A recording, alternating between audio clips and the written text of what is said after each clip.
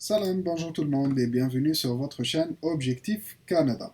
Une nouvelle extraction a eu lieu donc hier, le 24 mai, et c'est une extraction directe, donc programme des travailleurs qualifiés. On passe directement au tableau récapitulatif. C'est un nouveau tableau, vu que l'ancien est déjà rempli. Alors la première chose qu'on remarque sur cette extraction-là, c'est le nombre d'invitations et le nombre de points, comme à chaque fois. Par rapport au nombre d'invitations, il a augmenté fortement vu qu'il est passé à 4800 invitations. Et à l'extraction précédente, il était seulement à 3500 invitations. Donc c'était l'extraction du 26 avril dernier.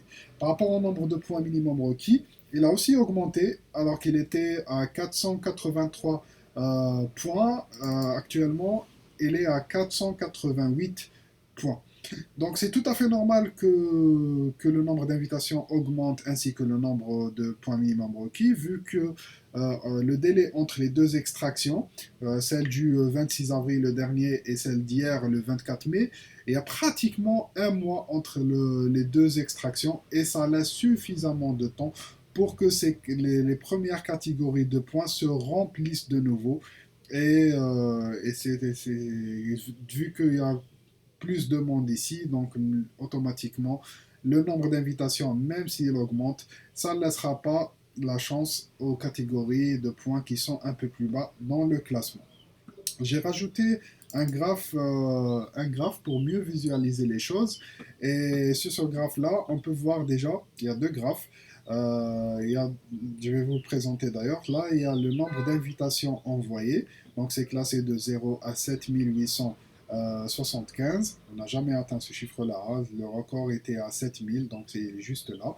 Le deuxième graphe, c'est le nombre de points. Donc c'est classé aussi de 350 points à 575 points. Donc, et ici, nous avons les dates d'extraction. Donc je précise que c'est les dates d'extraction directe, donc programme des travailleurs qualifiés. Ça ne concerne pas les programmes PMP.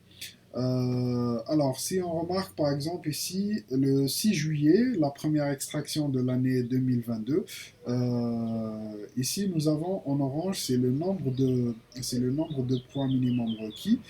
Et ici nous avons le nombre d'invitations envoyées par extraction. Donc par rapport au 6 juillet 2022, le nombre d'invitations envoyées était à 1500 invitations et le nombre de points minimum requis, il était à 557. Donc on remarque très bien ici que plus le nombre d'invitations augmente, plus aussi le nombre de points minimum requis baisse.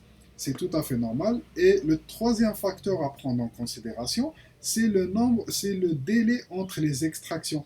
Parce que là, par exemple, on remarque que en janvier 2023, la première extraction de janvier, c'était le 11. Le nombre d'invitations était au plus haut à cette époque-là. C'était même presque, on va dire, un record. Il était à 5500 invitations.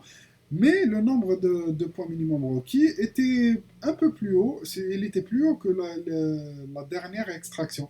Et justement, c'est là où le facteur temps rentre. C'est que la dernière extraction avant celle du 11 janvier, elle était en novembre 2023.